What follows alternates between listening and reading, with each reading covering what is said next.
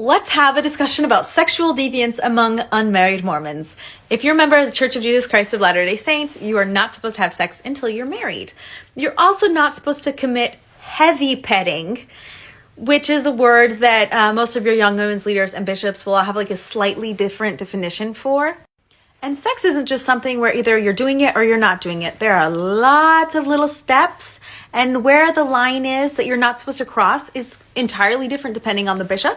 Some bishops are like, hey, as long as nobody gets pregnant, I don't need to know about it. Whereas other bishops are like, oh, you kissed with tongue, you better come confess, and you're not taking the sacrament for a month.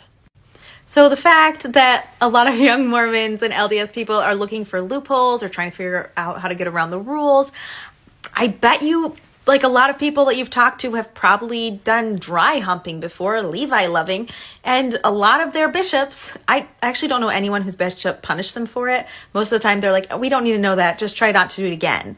And that technically, according to some definitions, would be petting. So there's sins, and then there's sins that you actually have to confess to your bishop and that you'll have consequences for.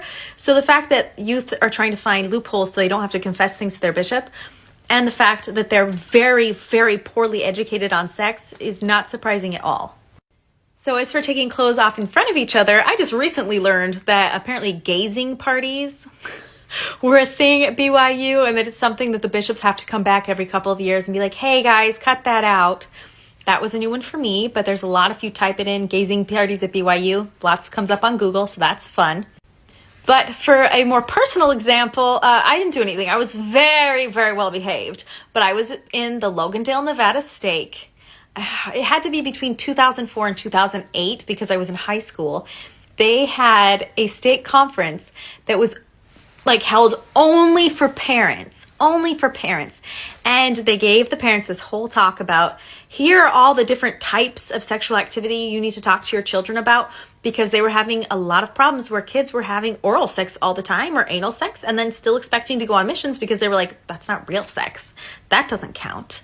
And obviously, it counts for a lot of things like STDs and according to the Mormon doctrine, worthiness and stuff.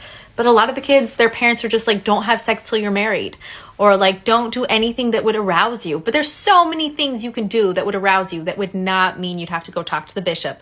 So the fact that we're mixing poor sexual experience or no sexual experience with poor education and not telling these kids or not talking about it because it's taboo, I'm not surprised in the least that this happens regularly. And then also a lot of people have already admitted to doing it while they were at BYU on here. So that's interesting too.